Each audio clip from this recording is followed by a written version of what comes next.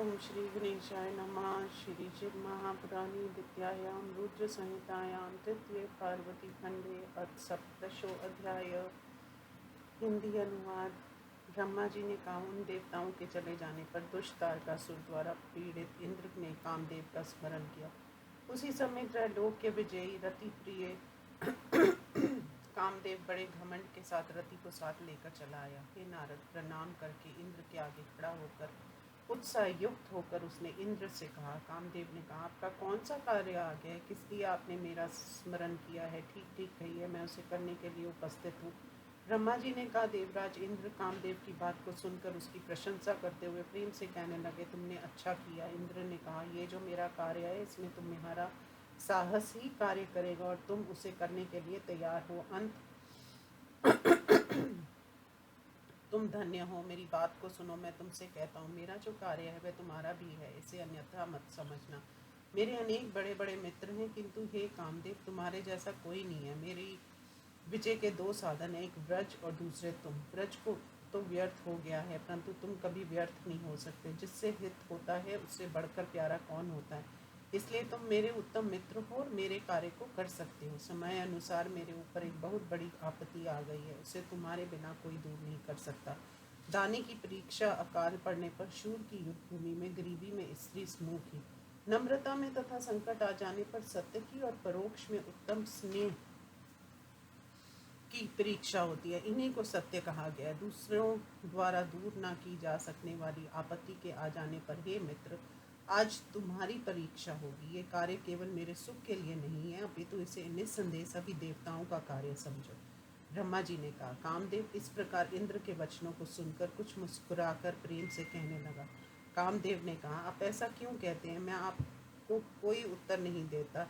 वास्तविक तथा बनावटी उपकारी समझ में आ जाते हैं, वहाँ कुछ कहना नहीं पड़ता। संकट के समय जो बहुत बोलता है वह क्या कार्य करेगा? हे स्वामी, फिर भी मैं कुछ कहता हूँ, आप सुनिए। जो आपके पैर को खींचने के लिए कठोर तप कर रहा है, वह आपका मित्र या शत्रु कोई भी हो, उसकी मैं तपस्या भंग कर दूंगा। उत्तम स्त्रियों के कटाक्ष मात्र से एक क्षण में नष्ट कर दूंगा। वे भले ही देव, ऋषि, दैत्य क्यों न हो। मनुष्यों को तो मैं गिनता ही नहीं। मुझ मित्र के रहते हुए व्रज तथा अनेक शस्त्रों की आपको आवश्यकता ही क्या है? मैं निस्संदेह ब्रह्मा, विष्णु, शिव को भी तप से भ्रष्ट कर सकता हूँ। औरों की तो गणना ही क्या है। मेरे 5 ही पुष्पमय मृदु बाण, 3 स्थानों पर झुका हुआ मेरा धनुष, भ्रमरों से युक्त उसकी डोरी, स्त्री रूपी सेना, वसंत मेरा मित्र है। हे देवताओं, मेरे ये 5 बल हैं। मेरा मित्र चंद्रमा है, सेना का स्वामी श्रृंगार है, हाव भाव मेरे सैनिक हैं। ये सब अत्यंत कोमल हैं और मैं भी वैसा ही हूँ। जब जो काम जिससे हो उसमें उसे लगा देना चाहिए। मेरे योग्य जो कार्य हो उसमें मुझे लगा दीजिए। ब्रह्मा जी ने कहा। इस प्रकार उसकी बातों को सुनकर इंद्र प्रसन्न होकर स्त्री समाज को सुख देने वाले कामदेव को प्रणाम कर उससे कहने लगा। इंद्रदेव ने कहा, हे प्रिय कामदेव, जो काम मेरे मन में है उसे करने के लिए केवल तुम ही समर्थ हो। वह कार्य दूसरे से नहीं हो सकता। हे मित्र कामदेव, तुम सुनो, मैं ठीक ठीक तुमसे कह रहा हूँ। जिसके कारण तुमसे मिलने की इच्छा हुई, तारक नामक महान दैत्य ब्रह्मा जी के वर पाकर अजय हो गया और वह सबको दुख दे रहा है। उसने सभी प्राणियों को कष्ट पहुंचाया है। इससे देवता तथा ऋषिगण सभी दुखित हैं। सभी देवताओं ने अपने बल के अनुसार उसके साथ युद्ध किया। उसमें सबके अस्त्र शस्त्र व्यर्थ हो गए थे। उसके साथ युद्ध करने पर वरुण का पाश टूट गया। विष्णु का सुदर्शन चक्र कुंठित हो गया, जिससे विष्णु ने उसके गले पर प्रहार किया था। इस दुष्ट की मृत्यु ब्रह्मा जी ने शिव जी के वीर्य से उत्पन्न महायोगी बालक से होगी कहा है। इस कार्य को तुमको अच्छी तरह करना है, तभी तुम मेरे उत्तम मित्र कहे जाओगे। तुम्हारे इस कार्य से देवताओं को तथा मुझे सुख मिलेगा। मैंने भी इस कार्य को सबका हितकारक समझा। अंत तुम मित्र धर्म का हृदय में ध्यान रखकर इस कार्य को करो। शिव जी इस समय हिमालय पर तप कर रहे हैं। वे स्वतंत्र परमेश्वर हैं, उन्हें किसी वस्तु की कामना नहीं है। मैंने सुना है कि पार्वती पिता की आज्ञा से उन्हें पति रूप में प्राप्त करने के लिए सखियों के साथ उनकी सेवा कर रही है।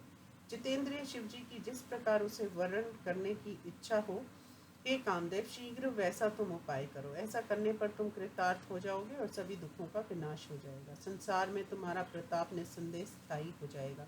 ब्रह्मा जी ने कहा। इतना कहने पर वह कामदेव प्रसन्न होकर देवराज इंद्र से कहता है कि मैं निस्संदेह इस कार्य को करूंगा। ऐसी बात उनसे कहकर शिव जी की माया से मोहित होकर कामदेव ने मैं आपकी आज्ञा का पालन करूंगा ऐसा कहा। उसके बाद स्त्री और वसंत को लेकर प्रसन्न होकर कामदेव वहां गया जहां साक्षात योगीश्वर शिव परम समाधि में मगन थे। इस प्रकार श्री शिव महापुराण में शक्र का संवाद वर्णन नामक 70वां अध्याय समाप्त। अथाष्टादशो अध्याय। ब्रह्मा जी ने कहा, शिव जी की माया से मोहित व घमंडी कामदेव वहां जाकर सबके मनों को मोहित करने वाली वसंत ऋतु की शोभा को फैलाने लगा। हे नारद, जहाँ शिव जी तपस्या कर रहे थे उस औषधि वाली चोटी पर चारों ओर वसंत की शोभा फैल गई। हे महामुनि, कामदेव के प्रभाव से उस वन की सभी वृक्ष लताएं आदि प्रफुल्लित हो गई। आमों के वृक्षों पर बौर लग गए, अशोक वृक्ष भी विकसित हो गए। ये अत्यंत सुरभित काम तत्व को उभार रहे थे। भौरों से युक्त कमल पुष्प विशेष करके काम वासना को बढ़ा रहे थे। कोयल का कलरव काम की इच्छा को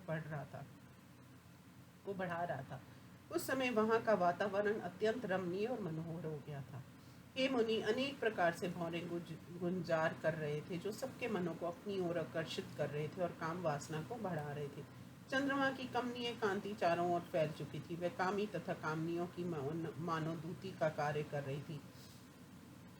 वह चंद्रमा की कांति पत्नी से रूठे हुए लोगों को मानो उनसे मिलने की प्रेरणा दे रही थी। सज्जनों को सुख देने वाली और विरहिजनों को दुख देने वाली हवा बहने लगी। इस प्रकार कामदेव को बढ़ाने वाला वसंत ऋतु का विस्तार वनवासी मुनियों के लिए अत्यंत असह्य हो गया। जड़ सृष्टि भी उस समय कामसक्त हो गई। चेतना युक्त प्राणियों की तो बात ही क्या है। इस प्रकार उस वसंत ने सभी प्राणियों को अपना असह्य प्रभाव दिखलाया, जिससे सभी प्राणियों के मन में काम वासना जाग उठी। अकाल में वसंत ऋतु के इस प्रभाव को देखकर लीला के लिए शरीर धारण किए हुए शिव जी ने आश्चर्य का अनुभव किया। सबके दुखों को हरने वाले शिव जी ने अपने को वश में करके और भी कठोर तप करना प्रारंभ कर दिया। वसंत ऋतु के चारों ओर फैल जाने पर कामदेव रति को साथ लेकर चूत नामक बाण को चढ़ाकर शिव जी के बाईं ओर खड़ा हो गया।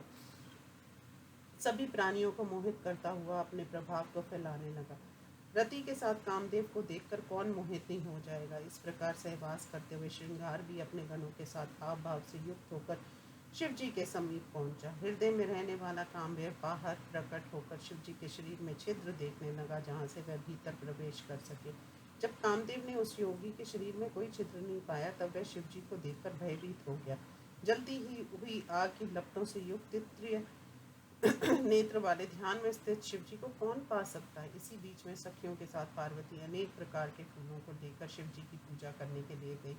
भूलोक में जिस प्रकार के महान सौंदर्य का वर्णन किया जाता है, उन सबसे अधिक सौंदर्य निश्चित रूप से पार्वती में है। ऋतु संबंधी पुष्पों को जब उसने अपने शरीर पर धारण किया, तब उसके सौंदर्य का वर्णन 100 वर्षों में भी कैसे हो सकता है। जब वह पार्वती शिव जी के पास पहुंची, त्यों ही शिव जी थोड़ी देर ध्यान छोड़कर बैठ गए। उस छिद्र को पाकर बगल में स्थित कामदेव ने हर्षण नामक बाण चलाकर शिव जी को प्रहर्षित कर दिया। हे मुनि, उस समय श्रृंगार संपन्न पार्वती भावों के साथ वसंत ऋतु की सहायता से शिव जी के पास गई। उसी समय त्रिशूलधारी शिव जी की इच्छा को जागरूक करने के लिए कामदेव ने सावधानी से पुष्प बाण का उन पर प्रहार किया। प्रतिदिन जिस प्रकार शिव जी के सामने पार्वती आती थी, उसी प्रकार आज भी आकर उनकी पूजा कर तथा उन्हें नमस्कार कर आगे बैठ गई। भगवान शिव जी ने आज पहली बार उसके अंगों की ओर देखा और पार्वती स्त्री स्वभाव से अपने अंगों को सिकोड़ने लगी। ब्रह्मा जी द्वारा पार्वती को दिए गए वर का स्मरण कर हे मुनि, शिव जी भी उसके अंगों के सौंदर्य का वर्णन करने लगे। शिव जी ने कहा, ये मुख है या चंद्रमा, ये दोनों आंखें हैं या नील कमल, ये दोनों बाहें हैं या कामदेव के धनुष हैं, इनका ये अधर है या बिंबक फल, ये नासिका है या शुक की चोंच है, इनका स्वर कोयल के कलरव जैसा है, मध्य भाग कमर को क्या कहा जाए, मानो वह वेदी है, इनकी गति तथा रूप का वर्णन किया जाए, शरीर पर धारण किए फूलों और वस्त्रों के बारे में क्या कहा जाए। सृष्टि में जितना सौंदर्य है वह सब एक ही स्थान पर रख दिया है। इनके सभी अत्यंत सुंदर हैं, इसमें संदेह नहीं है। ये अद्भुत रूप वाली पार्वती धन्य है। इसके सदृश सुंदर रूप वाली 3 लोकों में कोई स्त्री नहीं है। अद्भुत अंगों को धारण करने वाली ये सौंदर्य की खजाना है। ये मुनियों को भी मोहित करने वाली और सुख को बढ़ाने वाली है। ब्रह्मा जी ने कहा। बार बार इस प्रकार उसके अंगों का वर्णन करके ब्रह्मा द्वारा दिए गए वर के मिथ्या ज्ञान से शिवजी रुक गए। जब वस्त्र के भीतर शिवजी ने हाथ डाला तो स्त्री स्वभाव के कारण लज्जित होकर पार्वती दूर चली गई। हे मुनि, अपने अंगों को देखकर प्रेममय दृष्टि से शिवजी की ओर देखती हुई पार्वती मन ही मन प्रसन्न हुई। उसकी इन चेष्टाओं को देखकर शिवजी मोहित हो गए। महान लीला करने वाले शिवजी ने इस प्रकार कहा, इसको देखने मात्र से महान आनंद हुआ। जब मैं इसका आलिंगन करूंगा तब कितना सुख होगा। क्षण मात्र इस प्रकार विचार कर पार्वती की प्रशंसा कर जब वह सुविरक्त महायोगी जगा तब उसने ऐसा कहा, ये क्या आश्चर्य हुआ, क्या मैं मोहित हो गया था? ईश्वर होने पर भी मुझे कामदेव ने किस प्रकार विकार युक्त कर दिया। जब मैं ईश्वर होकर भी दूसरों के अंगों के स्पर्श करने की इच्छा रखूंगा तो असमर्थ क्षुद्र पुरुष क्या नहीं करेंगे। इस प्रकार वैराग्य को प्राप्त कर पलंग शैया का स्पर्श करना भी रोक दिया, क्योंकि परमेश्वर का क्या भी कभी पतन हो सकता है। इस प्रकार श्री शिव महापुराण में कामकृत विकार वर्णन नामक 18वां अध्याय समाप्त। ओम नमः शिवाय।